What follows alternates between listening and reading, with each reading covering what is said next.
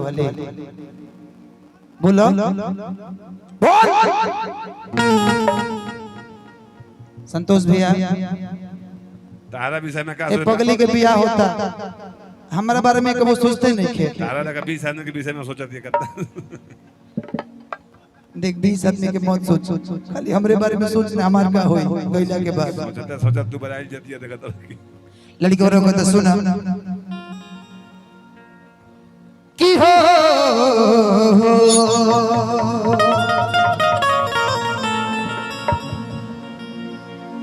इश्क अधूरा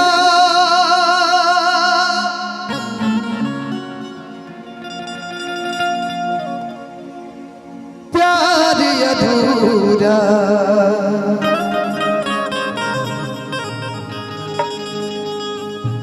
जग भी बाटे अधूरा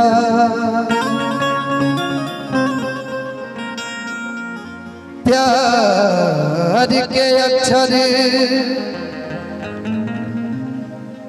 जब खुद ही अधूरा तब इश्क हो गई से पूरा। लड़कों बड़ा वियोग में कहत सुना कि नैहरा से गोरी जब जा करू तो जा लेकिन हमारी बात याद रखी है तहार जौन सहेली बड़ी बेटी का अरे कम से कम इन करो से तपकली हाथ भाई धरा देते जब ते जाते बड़े तो जो कोई को धरा पहला ही से कदा धइले कि नैहरा से गोरी जब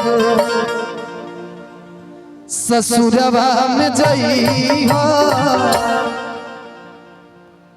खबर जब पइहा कि वो धनी के कफन हमरा घर भेजबइहा घर भेजबइहा नैहरा से गोरी जब ससुरवा में जइहा खबर जब पइहा ओढ़नी के कफन हमरा घर भेजबइहा घर भेजबइहा नैहरा से गोरी जब ससुरवा में जइहा खबर जब पइहा ओढ़नी के कफन हमरा घर भेजबइहा घर भेजबइहा।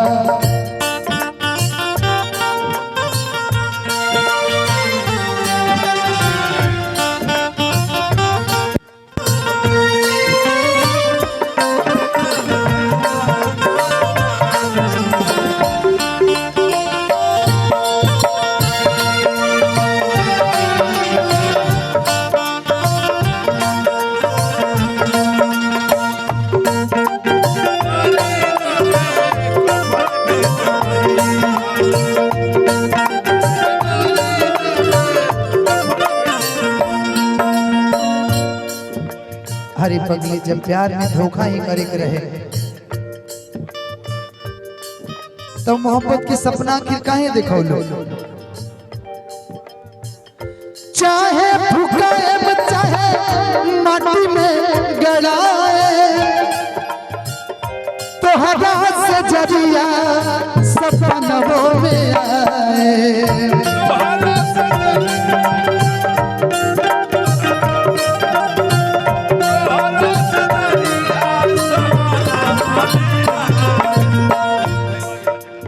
अरे चाहे फुकाए चाहे माटी में गड़ाए तो हवा से जरिया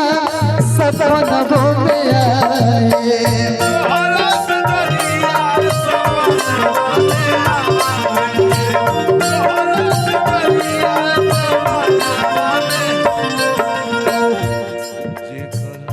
एक दिन ससुरा से अरे नैहरा में अइहा कबर पर जइहा तू ये बुतलोर हमरा कबर पर गिरइहा भेजबैया नैहरा से गोरी जब ससुरबा में जइहा खबर जब पैहा ओढ़नी के कफन हमरा घर भेजबैया घर भेजबैया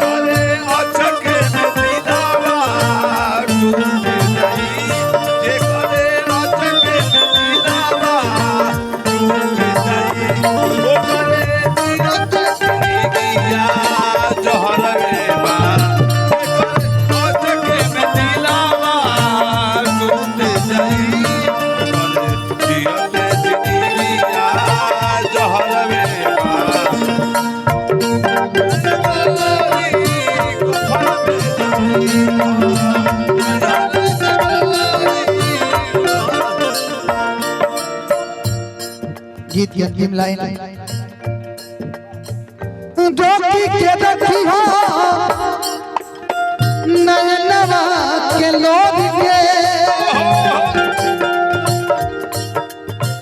लिखे सर्वजीत बतिया लहू में बोर के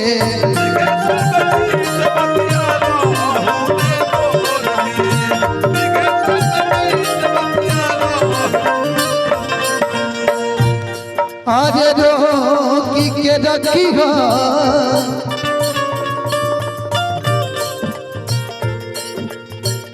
रोकी के रखी हो नयनवा के लोड के लिख सर्वजीत बतिया लहू में बोर के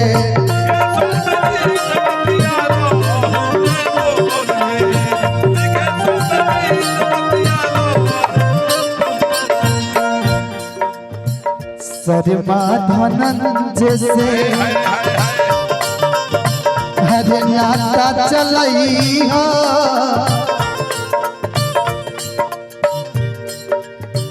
रमेश बलमुआ के तू ना भूलई हो ओढ़नी के कफन हमरा घर भेजबैया घर भेजबैया नैहरा से गोरी जब ससुरबा में जइहा खबर जब पैहा